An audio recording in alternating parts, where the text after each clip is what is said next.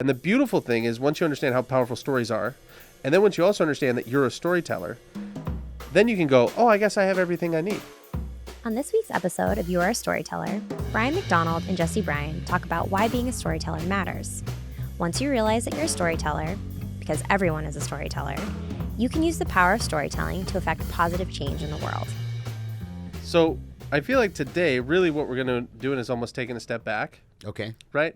And talking about why we wanted to do this in the first place. It's funny because we were talking about it today, and it was the first time we kind of went like, oh, people don't even know what our armature is. Right, yeah.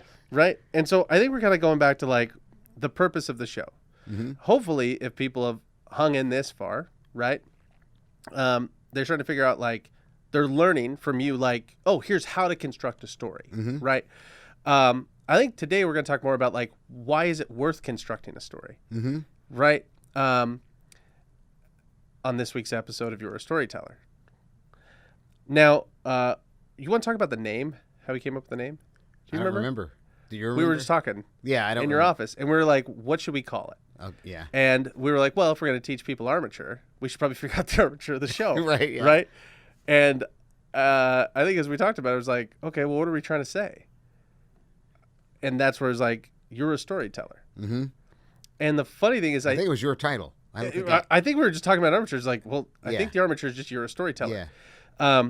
And then the funny thing is, I think we like Googled it or something, and we're like, oh, the URL's available, and people are doing it because it feels so simple. Mm-hmm. You're a storyteller, and we wanted it to be simple, and we wanted the title to be the armature, again, just like for the sake of clarity, right? Mm-hmm. And I think for us, at least for me, speak for me, and you can say whatever you want.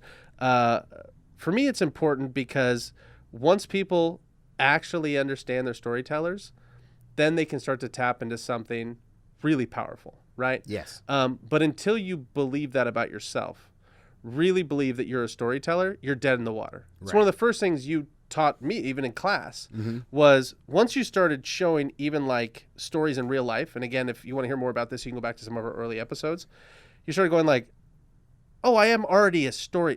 I'm already naturally can do it. Right. Can you unpack that a little bit? Like, well, I think that, and I've probably talked about this. I say this every show. I've probably talked about this, but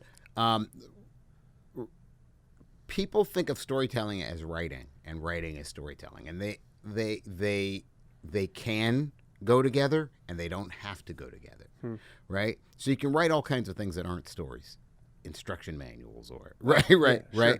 And you can have a story without having writing. Human beings did that for a long time, right? And there were societies that didn't develop written language for a long time, but they had stories. It seems to be innately human.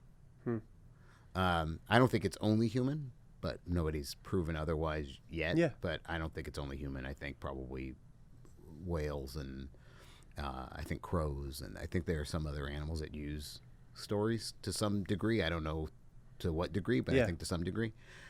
There's some evidence, I think, that supports that. But so I think because we think of it as writing, some of us think we can do it and some of us think we can't. Right.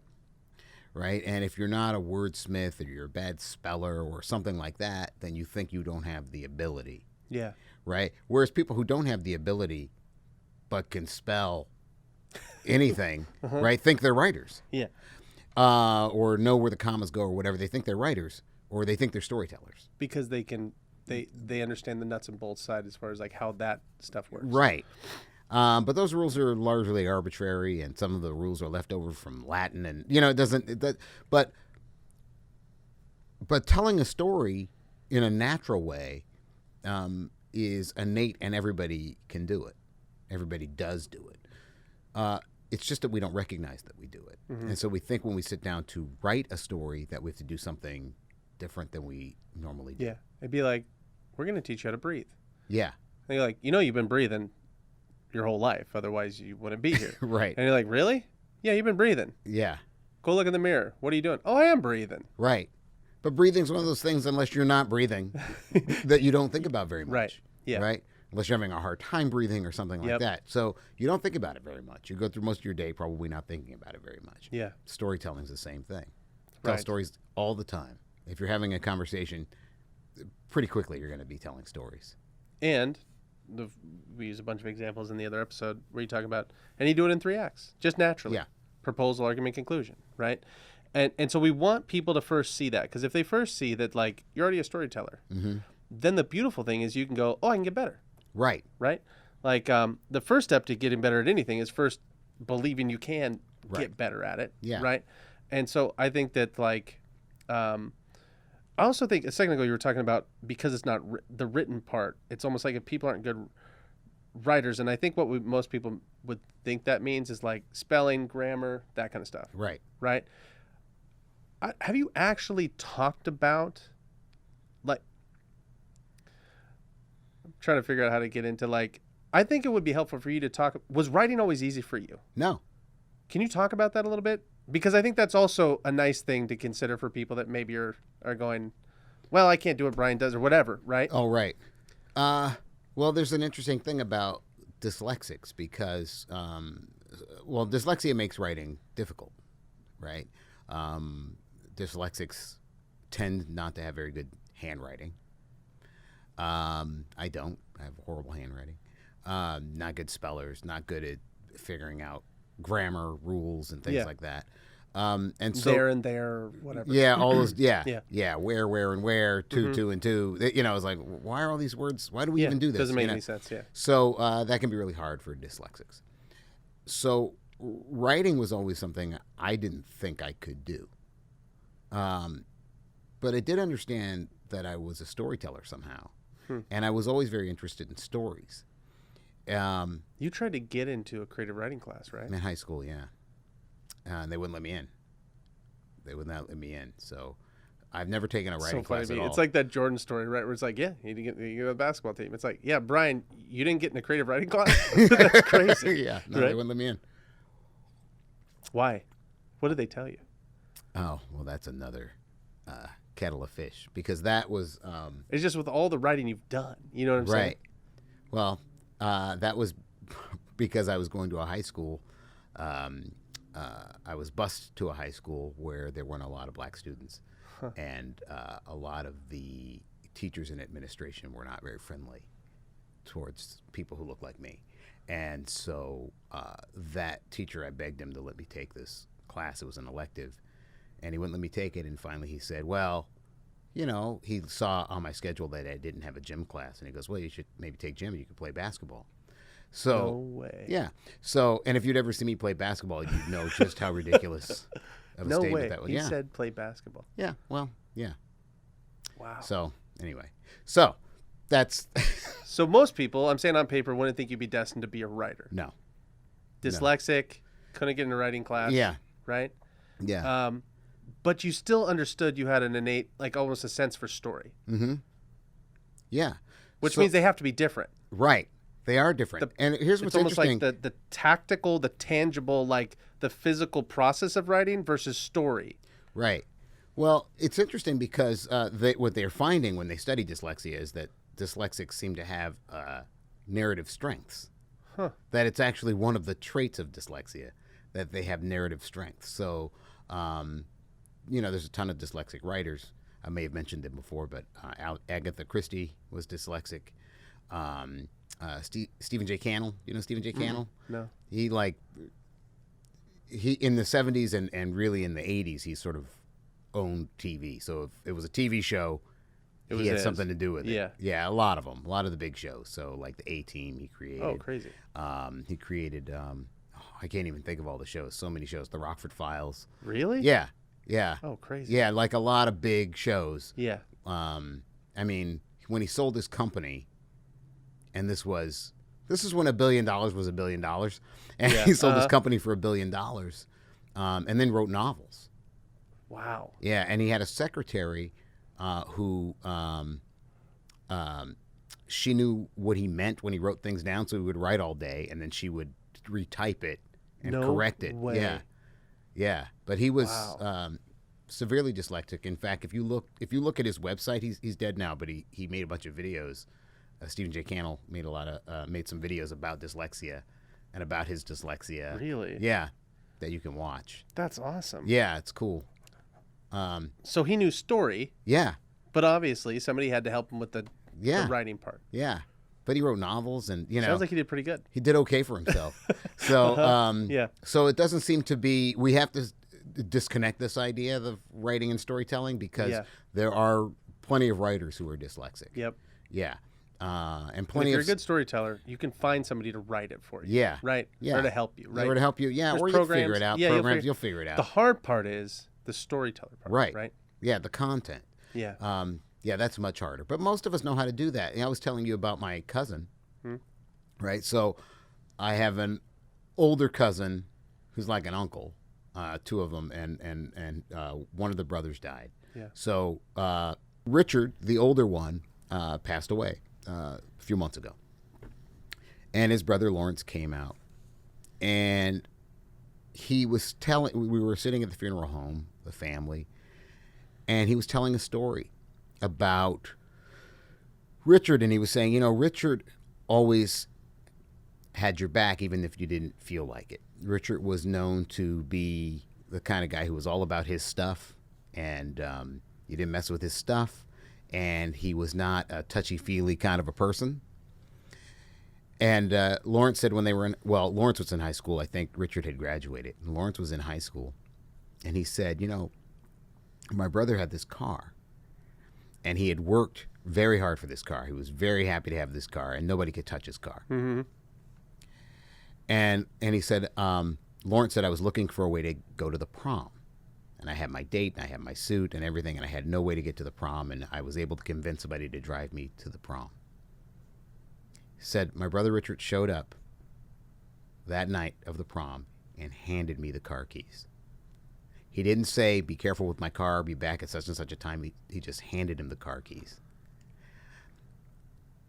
And he said he always had your back, even if you didn't know it. That's perfect story structure. Mm-hmm. My cousin doesn't know anything about story structure, right? But he had a point to make. He was saying, Richard had your back even when you didn't know it. Yeah. Right? And then he dramatized it. And he dramatized it. He proved it. He proved it. And then he told you what he told you, right? Yeah. He concluded, right? That's also the context. Yeah. He knew that's what the people in the room needed to hear. Yes. That was a service. Yeah. To a bunch of people that were mourning. Right. It was a service. It gave you and for him, that encapsulated who his brother was. My brother was the kind of guy who would do this for you. Yeah. Right? And so people naturally know how to do this. People do it every day. You just have to understand that you're doing it. Yeah. It's not different when you do it on paper or on a computer. It's the same process. And the rules are not rules. They're observations. Some people get really hung up on the rule part. Why do I have to do it that way? Right? But Lawrence, telling the story about Richard, knew that, well, you have to know who Richard was, how he was perceived in order for this to make sense. You have to know how he felt about his car. You have to know how he was about his stuff. Yeah. Right? These are all things all the things you have to lay down, all the pipe you have to lay so that when the keys get handed over, you have a response. Yep. Right? It's the same thing you do when you're writing a story. It's not different. You'll also notice there was no twist ending. No. You didn't need one. No, why would you have a twist ending? Because when you tell the story, it's like, hands the keys, and everybody goes, right? You did. It's like, and he walked up, he held the keys, he put them back in his pocket, and he walked across the street. We'd be like, what? Yeah, right. Why are we telling the story at a funeral? That's awful, right? But also, I think it's an example of medicine instead of poison. Yeah. You have a bunch of people mourning, Mm-hmm. and you tell that story, and people go like, that's right, he did have our back even. That's right. Yeah. And I'm sure other people probably thought of ways that he did that for them, too. Oh, I'm sure that they did. It's a really wonderful thing. It's like magic. It is. Right? And then people walk away from Richard's funeral and they remember like all the good things about him, right? Which gives you a chance for closure, all these different things. Yeah. It's amazing. It is amazing. It's like air, right? Mm-hmm. And I think that once people realize that, right? Both of us are dyslexic, right? People probably aren't going to like this, but I tell my eldest son, who I think is dyslexic, he struggles with school, and I'll sit him down and I'll be like, just so you know, man, school's bullshit. Yeah. Yeah. Yeah. And be like, well, what do you mean, Dad? And I was like, you just got to do your best, man. Just try to make it through it. We just got to find something you love. Mm-hmm. But don't, if they try to make you feel dumb, if you're not getting it, I'm like, it's all bullshit. None of it's going to matter later on, right? Yeah. Because I wish somebody would have told me that when I was just like banging my head up against the wall. And if there's people out there that desperately want to be world-class storytellers, but they're going, I don't know if I am a storyteller, or man, I'm not good at grammar. It's like, that's okay. That's all bullshit. Yeah. That's not what matters. The content is what matters. Yeah. Can you tell that story at the funeral? Right? Yeah. If you can, you're a storyteller. Yeah. Right? And I think this is important because we started kind of talking about this the other day when you and Callie were speaking at Creative Live. Was it Creative Mornings? Creative Mornings. And we're watching all these really awesome creative folks in our community.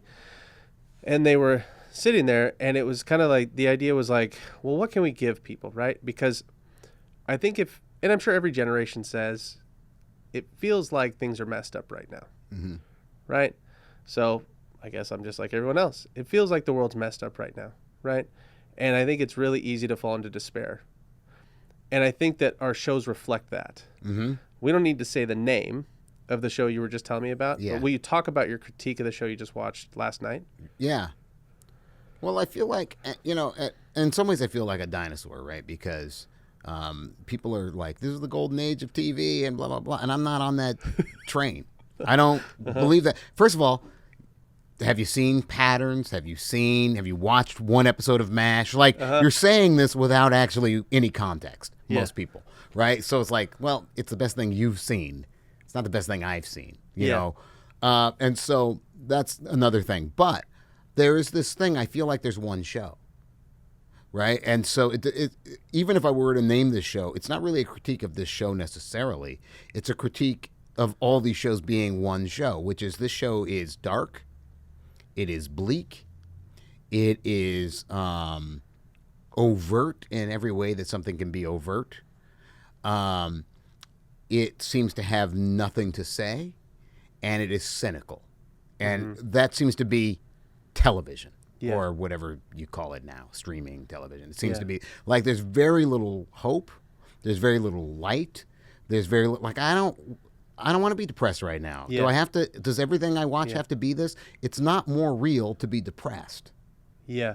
Right? But it's treated that way. It's sophisticated because it's cynical and because it's dark. Yeah. It must be smart or whatever that means. Yeah. Whatever that means. And so, and I feel like they're not getting at a truth. They're not telling me anything. Yeah. You know? And so there's nothing to convey except a person's worldview about how bleak the world is, I guess. And I'm just getting tired of that show. No shit. Yeah. No shit. Yeah. Like when we were talking about it just a minute ago when we were having coffee or whatever, like I was saying that reminds me of Network. And Patty Chayefsky, there's that scene where she's getting pitched all the TV shows. And they're all the exact same show. Right.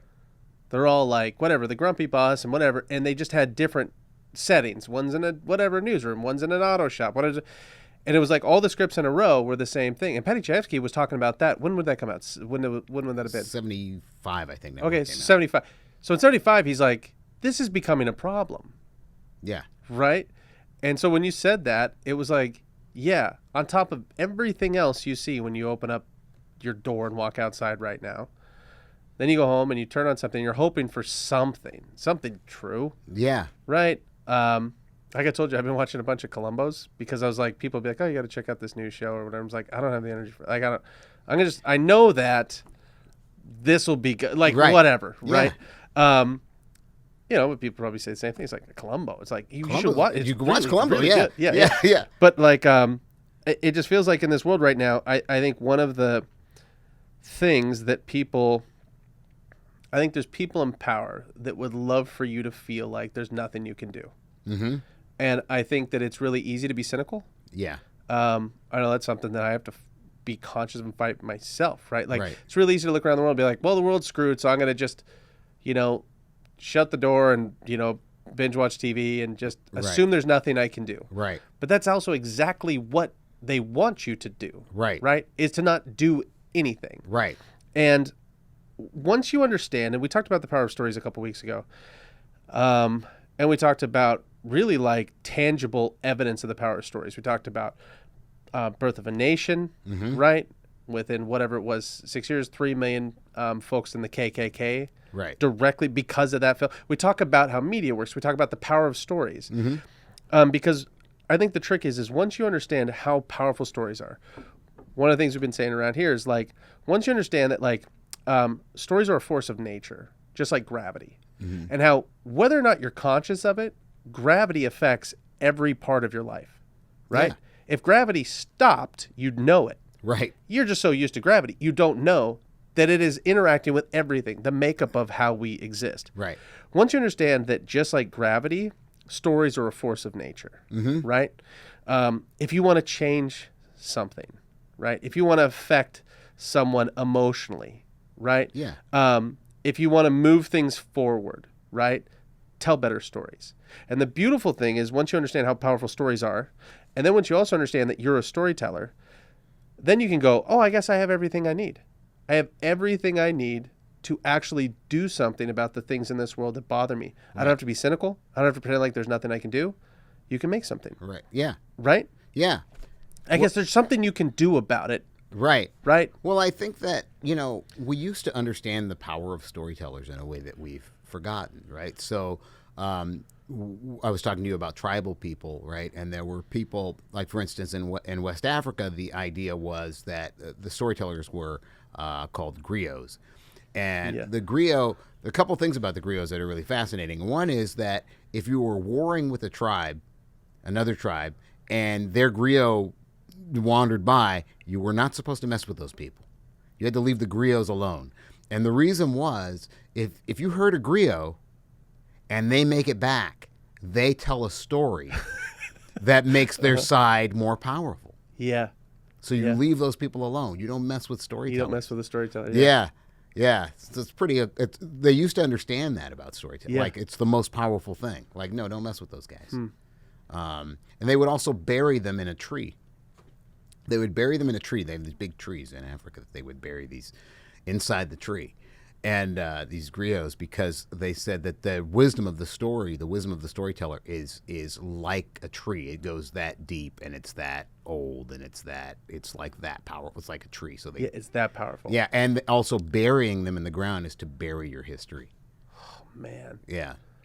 I love that stuff. Talking about the depth, right? Yeah. But at least they understood the power of story, right? It feels like something we've lost, right? Now it's like, it's all just, well, what's powerful about a story? Oh, maybe you can sell a script. Yeah. Okay. That's great. You need to make money and survive. But like, then what? Well, it's not about telling stories. It's about making money. Right. Right? Instead of going, hey, you know what makes money? Telling good stories. It's how do we make money? Oh, I know, if we use these elements, right? Right. We have these stars, this many special effects shots, this many stunts. Yeah. It's like these calculations, but never, hey, why don't we tell the truth in a story and give people the survival information about how to live in the world? Yeah. Give him something. Yeah. Like Rod Serling did pretty good for himself. He did. He didn't go hungry. No, he did not. But look at his legacy. Still, you know why his legacy is like that? It's because he said something worth saying. Yeah. Right? Yeah. And again, I don't think either of us are saying like, oh, you shouldn't be able to do well. No. Or any of that. It's just like, you can do both, right? Yeah. You can hold two ideas in your head. And the reason why your work is going to be really great is because you're actually saying something that's helpful. Mm-hmm. Right? Yeah. And it doesn't mean there's not going to be parts of what you said that's super dark. It might even be violent at times. Yeah. Whatever. I don't think either of us are also saying that it has like, to be. make sure you hear what we're saying. Yeah. Right? Yeah. This is not a moral thing. As far as like, we're against violence. It's just, you keep giving people cotton candy. Right. It used to be, a griot had a job. Right. Right? Helping the people in his community or her community, whatever, right? Understand the context and keep them going. And when people got stuck, they helped them get through it. And they did it with stories, right? We're still the same. Right. We still have the same need. It's just this from a storyteller standpoint. Like you said, everything's so dark and depressing and cynical. You're not giving something to somebody who's down in a hole to help them get out, right? Yeah. And my hope with this, and the reason why that's the armature of this show, is because I hope that people can start to see the power of it, right? Mm-hmm. And then start to see that they can do it. Now, you got to practice, right? It's like anything else. The funny thing about story structure is it's the simplest thing to understand. It's the hardest thing to do. Yeah. Right? But at least if there, whatever it is, if you just sat there for a second, if you're in your car, at work, whatever you're listening to this, and you go like, what bothers you? Mm-hmm. Right? What bothers you? Maybe it's climate stuff. Maybe it's whatever. Whatever it is that bother you, just understand this. If you want to do something about it, tell a better story than the other person. Yeah. So the person that's in power right now, that's doing whatever it is you're upset about, it might be hunger, it might be civil rights, it might be anything. Mm-hmm. You know how you beat them? You tell a better story. Yeah. Right? That's the only chance you have. The beautiful thing about that is it levels the playing field, right? Yeah. And it gives you something to hope for, and it gives you something tangible you can do. Mm-hmm. You can figure out how to be a better and better storyteller every day, and you just keep telling stories about that thing you're really passionate about, that true story, right? Yeah.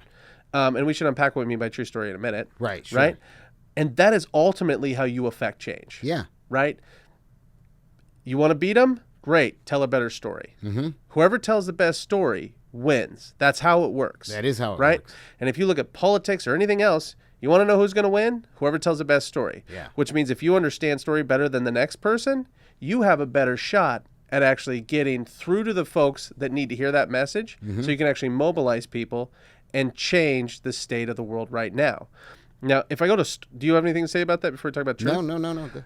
When we talk about truth, can you understand... when, like, again, I also don't want people... it's tricky when we talk like this because I don't want people to go like, oh, you guys are against all this stuff. It's like, no. When we say true stories, we don't mean it happened. No. Can you talk a little bit about that? Like what like I just read your script. Right. And, I sent you videos like we, got choked up and cried. It was like, I think you're the new stuff you wrote is crazy good, right? It never happened though. It's not true. Right. It's also true, 100% true. And that's why we cried, right? You know what I'm saying? Yeah. So can you talk about what we mean by truth? Well, true. Yeah, it means a couple of different things. Mm-hmm. So it can be emotionally true, right? So it can be, this is how it feels to be under the power of some evil authority, right? Now that evil authority can look like the Emperor in Star Wars, right? Mm-hmm. Yeah. Or it can look like a boss at a crappy job, right? Right. The truth of how power operates is going to be the same. Right. And that's why something that looks like a science fiction film or looks like a fantasy story or whatever, Zootopia, whatever, right, yeah. can have real resonance. Yep. Because there's truth in there. Yeah. About how human beings behave. Mm-hmm. Right? So there's that kind of truth. So there's the emotional truth. That'll always be... and if it's not emotionally true, there's a kind of disconnect that happens where you I see it a lot where people, they aren't caught up in something they're watching. They just sort of understand intellectually oh, that would be sad, I guess.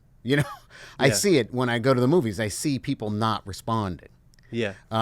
Because maybe they think they are, because it's been a generation now where mostly you don't respond, right? It's just flashy colors and stuff for a couple of hours.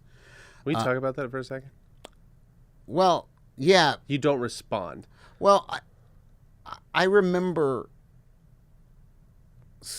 going to movies where people were moved. I remember going to movies where people were, where they would cry, where they would laugh, and it wasn't a cheap laugh. You know what I mean? It was a laugh of oh, that's so true kind of laugh. I remember those kinds of reactions, and I see fewer of those because that's creatively risky. Yeah. Right? So it's easy to have something hit a person in the crotch. Right. Right? That'll get you a laugh. Yeah. I don't know why it still does, but it does. Yeah. And so that's not the same as telling a truth. Right. Right? And so we you go... can be funny and do that, right? We talked about City Slickers. We've talked about Parenthood. We've talked about, right? You can be funny and tell the truth. Mm-hmm. And so... in fact, there's nothing funnier than the truth. There's nothing funnier than the truth, right? So I don't see that. And so I don't see real engagement. I mean, I learned, one of the ways I learned this was by watching audiences when I was a kid. I'd go to the movies and I'd watch the movie, and then I'd sit through and watch the audience and see how they responded. And I don't see the same kind of responses that I used to see. I just don't. And not everybody was paying attention that way, but I was paying specific attention to that. Yeah. And I don't see the same responses. I see Hollywood throwing a lot of bells and whistles at you and a lot of flashy colors and a lot of special effects and a lot of things, so you think you're being entertained, but it seems to disappear. Those things don't enter people's lives the way stories used to. Yeah. You know? I remember when Rocky came out.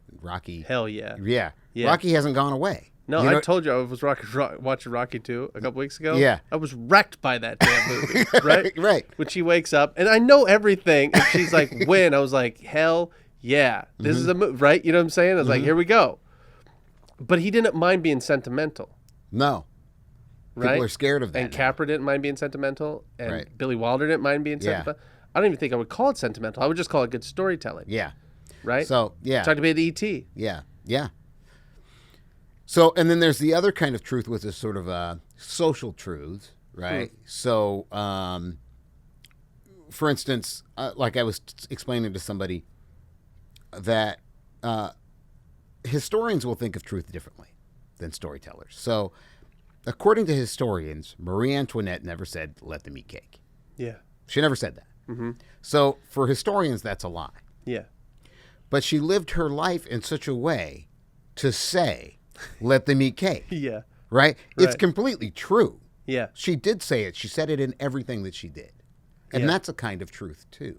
Right? So that you can, so if you're saying, oh, this is, again, how power operates, Jeez. right? Power operates. Yeah. Then that can be true. Yeah. Right? Or this is how, 1984 has a lot of that. This is how people oppress you. These are the kinds Right. of things they'll do. This is what they'll do with the language. This is Yeah. what they, and you see it. Yep. You can see it. And so, and it is completely true. Yep. It is 100% true. It's not, it's just because it's made up, Yeah. it doesn't mean it isn't true. Yeah. Just because it's a talking fish doesn't mean what they're saying isn't true. Right. Yeah. Yeah. Exactly. But it's not, I don't even know if I call it a lie. Some people think of it as a lie, that a story is a lie, right? And I've heard that before. The storytellers are liars. But they're not if they're good. Yeah. Not if they're good. If they're good, they're telling the truth, right? So Planet of the Apes, a movie I love, the original 1968 Rod Serling Planet of the Apes, and Michael Wilson also co-wrote that. Those guys were good writers, and that story talks about the self-destructive nature of human beings, and you can't say that isn't true. I mean, the Yeah. fear at that time was more of a nuclear threat. Well, right? the good news is that's coming back, Brian. Oh, good. Well, good. Yeah, the '60s are coming back in all kinds of ways. Yeah. Uh-huh. But yeah. So geez. yeah. So but right, that was the bigger. That was in our Right. minds at that moment, right? Because of the Cold War and everything. Yeah. But now we're looking at climate change and we're Yeah. doing all these things. So there's still this idea of the self-destructive nature of human beings. Yeah. Right. And so that is true. Yep. That's not a lie. That's not made up. That is true. That's why it has resonance. That's why they keep trying to remake that movie, or, Yeah. you know, they won't let it go because it had resonance. It worked. And so people think, well, it's the talking monkeys that made it work. It's like, it's not. No. That's not Yeah. what did it. It was telling the truth about something that right. mattered. And even the ending, everybody talks about the ending. That wasn't a twist ending. No, it's not a twist ending. It's an ending It was the right ending. yeah. Yeah. You know what I It's, well, it proves the thesis. Yep. Yeah. And how could you have another ending? Yeah, I mean, it's perfect. Like, Yeah. yeah. I don't know what happened. I mean, he was special, obviously, right? Like, I don't know. I mean, look, you're not going to find a bigger Rod Serling fan than me, right? You can go laterally. Maybe there's people who are as big, but a fan. But I don't know if you'll find a bigger Yeah. fan than I am. I'm not sure he was special. What I mean by that is that, I mean, there was Padachevsky's of that same generation. yeah. Right? I'm telling you, man, Gene I read Roddenberry. that script, too. I watched the movie twice a couple weeks ago in the same week, and then I read the script. It's bonkers. Which script? The Network. Network. Oh, yeah. For It's Padachevsky. Yeah. bonkers. Yeah. Yeah. So Padachevsky's of that same generation. Yeah. Gene Roddenberry's of that same generation. There are a lot of people. Reginald Rose, who did 12 Angry Men, is in that generation, right? 12 Angry Men is very much like a Rod Serling, like in terms of having something real to say. Right. Right? And Star Trek at its best always had something real to say. Yeah. And so I think I was able to, I asked my friend Stuart Stern, who wrote Rebel Without a Cause, about it one time, and I said, why? I said, something happened in the 70s. There was a sort of social consciousness in movies.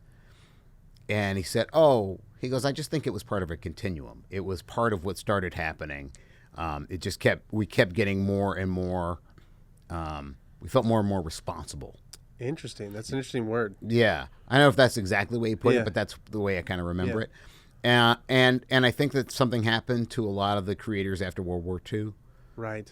You know, there's something, I don't know if anybody's ever studied it, but there's a huge burst of crazy creativity after that. Didn't you say Rod Serling came back and said that he felt like debt or something? Like, I thought I remember you saying something that like somebody died or something like that over there, and then he said something like when he came back that he had like not a debt, but like that he had a responsibility to write a certain way or something like that. I don't remember if I might not have been Rod, but it was that generation. I thought it was Rod, but I just thought it was interesting that he saw his writing as something. Whoever that was, whether it was Rod Serling or somebody else, but that they saw even their job as something bigger than just putting words on paper. Oh yeah, right. I think they felt a real responsibility to have something to say, that they had seen in World War II, some pretty bad aspects of humanity, right? And I think came back with some convictions, and those things mattered.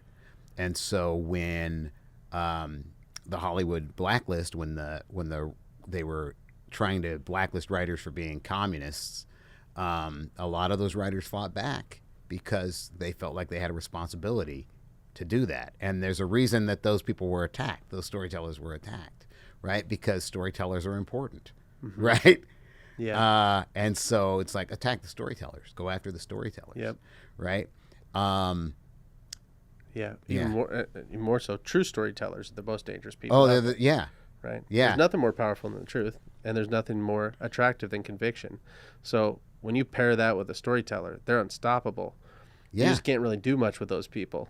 No, right? You they're can't. Inflexible. They just are making fire. Right. And they believe if they believe what they say. Yeah. Then you're going to have a hard time taking them down. Right? If they believe what they say. Classically, we kill people like that. Yeah. Right. But then guess what? You can't kill their ideas, so it doesn't make any difference. Yeah, exactly. You know what I mean? If they have told good stories, the stories outlive them anyway. Right. No, we see that over and over again. Yeah. You mentioned truth. When you're talking about truth, and I was going back to your original thing about that TV show, the problem with dark, cynical. Yeah. The problem with that is it's not true. No, right? But I think it feels true that people feel that way. Yeah, but the issue is this: as a species, if we all buy into that, it's over. Right. And the only reason there's zero benefit to the rest of us if we all just do that. Yeah. Because we're just going to accept whatever bullshit we're handed. Mm-hmm. Right? And go, I guess this is it. Right. Right? Right. Amused to Death is a great book if people haven't read it. Right? It's like, as long as you can keep people distracted, they don't realize. I don't want to get into like crazy stuff, but like that's bread and circuses, right? That's bread and circuses. You're exactly right. Yeah. Yep. Do you want to explain what that means in case people don't know Roman? Well, the Romans, were very smart about controlling large populations, so they made sure they were fed and they made sure they were entertained. Yep. And you can do what you want if you feed people and entertain them. And going back to something we said in a past episode, stories and entertainment are not the same thing. No, they are not.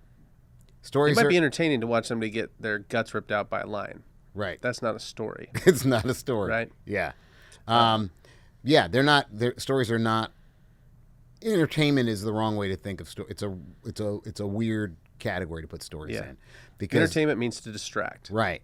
And some of the best That's stories. not the definition of a story. No, some of the best stories are the more important stories, the most important stories, telling a story about the Holocaust or something. Yeah. Right? I hope that's not entertaining Right. for you. Right. Yeah. But it has value. Yeah. Right? Yep. Yeah. I think that we need to think about how we think about value. Right? Help me understand that. Well, I think we talked about it once before, but money's not the only thing that's valuable, right? That's right. So we have to think about what's the other value. So if you're telling a story only to make money, well, you're going to make, I think, poor decisions. Yeah. Right? You're going to make sure that you have this kind of ending and not that one, and that you have these kinds of characters and not those, or whatever. Not doing what the story needs, not telling the truth. Yeah. Right? And if you're not telling the truth, then you're not really providing any value. You may be making money, but you're not providing any value or putting anything good in the world. You know? And what happens when we all do that? I think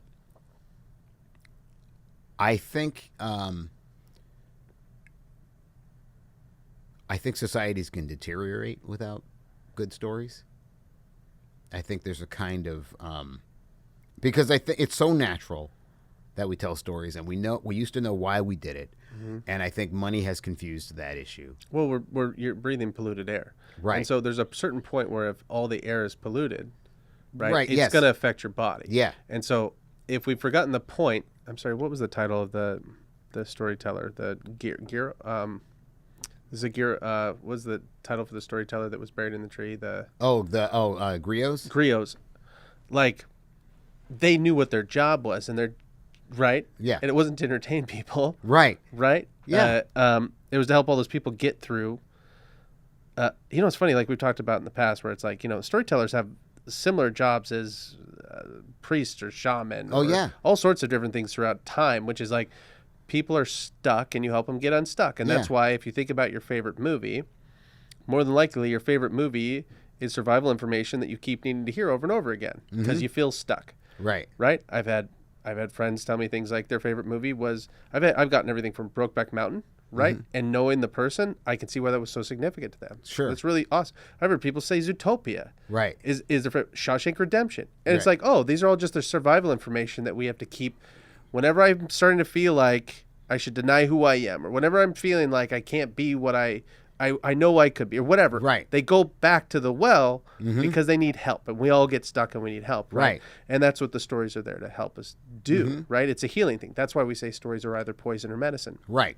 But going back to the truth thing, where we said like, well, the problem is that if everything is dark and cynical, right? That's easy. Cynical is always easy. It is easy. Right. It's way harder to risk being emotional or sentimental. You've talked about this before with Spielberg, where that's why you think Spielberg gets lots of rocks thrown at him. Yeah, I think so. I think he gets rocks thrown at him because he risks trying to move people. And then we decide, oh, well, you're just trying to move people. Like it's easy. Like it's easy. Yeah. I've heard people say that they don't think he's very smart. That's crazy. Yeah. And oh my God. One I heard recently was, I get the sense he's never read a book, which is fascinating to me because they're misunderstanding what his job is. Right? The job of a storyteller is not to tap into intellect. Yeah. It's to tap into emotions. Right. Right? Certainly drama. It's really true of drama. Like you can maybe make a case for other kinds of stories, but for drama, for the way the Greeks designed it, they designed it to be emotional. Yeah. To move people, to change them, to heal them through the emotions that they felt and experienced. I still remember when I was a little kid and my mom took me to see Awakenings. Mm-hmm. Yeah. Like burned in my memory. Yeah. As a little kid. Yeah. Because I was probably about the age of the kid. The kid at the beginning. Yeah. Leonard. Yeah. Right? I remember in the theater going like, it wrecked me as a kid. Right? I'll never forget it. You know how long it's been since I've gone to a movie and just been wrecked? And I think that's a good thing. It is. Right? you laugh, they hit you at the end, right? Yeah. And you cry, you walk out and you go like, I feel bad. Like, Yeah. you know, you walk away full, right? Yeah. Awakenings is a crazy movie, man. Mm-hmm. I haven't seen it forever, but I just remember it really being impacted by it. Really well written movie. Right? Yeah. But again, they weren't, you know, that's what's her name? That's Penny Marshall, right? Penny Marshall directed. Yeah. She obviously wasn't scared about going for emotion. No, she wasn't. League of Their Own, she did that. Right, yeah. Right? No, she wasn't afraid of it, but we're afraid of it as a society. We think it's much safer to be a smart person, right? It's much safer to be cynical. To be cynical and to quote the right books and to do something ambiguous and open-ended and right and muddy, you know. That smart people do that, right? And we put a lot of stock in smart, what we think of as smart, right, and not much in emotion, and that's a problem, I think. But if you want to change people, you don't appeal to the intellect. You connect with them emotionally. It's funny in because true ways, right? Yeah, because that's coming around. Studies are showing that now. Sure. Now right? everything we know about the brain says that's yeah. Like, oh, tell them a story. It seems to be, you know, it's like everybody's known this for centuries. Yeah. But go ahead, science, enjoy yourself, knock yourself out. It's the same, Yeah. And so we know that it's true. We know that you can't change people's minds with data. Yep, we know that. Yep. Yeah. So get better at telling stories. Absolutely. Yeah. Yeah. It's like how long I was talking to one of the folks that did the Truth campaign, right? And I was trying to figure out like, oh, you know, the anti-smoking campaign. It was like, yeah, they're like, yeah, the data, nobody was moving them. We had to figure out how to dramatize it. And so they did all the body bags in front of Fillmore and stuff like that. And they were like, we already knew that the data wasn't going to do anything. Right. We had to connect it back to, you know, a woman with a tracheotomy explaining, like, you know, they had to dramatize it. They had to make it real and emotional for people before they even had a chance to start affecting, right? Mm-hmm. And if you look at now, like smoking, what's happening with younger folks is like, it's work. It takes a long time. Right. Right. But that was a big thing is like, yeah, we tell people data. And it's like, inside of the box, it says it kills you. It's like, okay. Yeah. Not me. Whatever. Right. And so, like, we know that data doesn't work. Right. And we know that just the way our brains work is we make emotional decisions based on emotion. We justify it with logic, right? Mm-hmm. We know that. And so you go like, okay, well, again, going back to affecting change in this world, right? Mm-hmm. Again, whatever that means for you, animal cruelty, whatever the thing is. Yeah. When you understand the power of this stuff, because here's the thing. If you don't have time for this, other people do have time for this. That's true. Right? Just today, we were going over not to freak people out, the guy he used to run the CIA, and he was talking to one of the leading guy from Chicago University, one of the leading like minds about how terrorist groups work, right? Mm-hmm. And they were talking about how ISIS is using story structure, right? They're employing story structure specifically. What was it? The hero? What was the formula they were using? They were using Chris Vogler stuff, right? Right, which is Joseph Campbell stuff. Right? Yeah. But they're pretty much how they found that how much more effective it was to use the tactics of pretty much the hero's journey, mm-hmm. right, as opposed to all these other tactics they used. And I go, it's always funny to me that it's like, well, they understand the power of story, right? And mm-hmm. we don't, right? And by the way, like if you look at, they went statistically where all the folks that are doing the most damage now, and it's all these recruits from America, mm-hmm. right? And they know exactly what they're doing, and they're targeting specific types of folks, right? Mm-hmm. Usually not affiliated at all with the Muslim faith, right? Mm-hmm. And they are telling these really kind of compelling, heroic stories and putting folks at the center of these stories. And you go like, man, that was the same stuff that Goebbels was doing. That was the same stuff. So if you don't, it was Lenin or Stalin. It was one of those guys who was talking about how movies are the single greatest, like most effective, like tool for controlling human beings ever invented or something like that. And it's like all these folks get this stuff. Right. But yet we look around the world and we see broken things we want to change, and we go like, yeah, I got time for story structure, or I don't, right? And it's like, man, if you get it, you're so powerful. Well, it's like when Frank Capra saw Triumph of the Will. Yep. Right? He saw Triumph of the Will, the Nazi propaganda film made by Leni Riefenstahl. Yeah. And he saw it and he said, oh, they're going to win. That's exactly right. And if you haven't seen it, you need to watch it. Yeah. Because she was no joke. No, she wasn't. Fantastic filmmaker, unfortunately. Worked for the Nazis. That's right. Yeah. Using it for evil. Again, Right. like you can use all these things we're talking about to do really awful stuff. Hopefully, the people that are listening are going to use it to try to affect some change.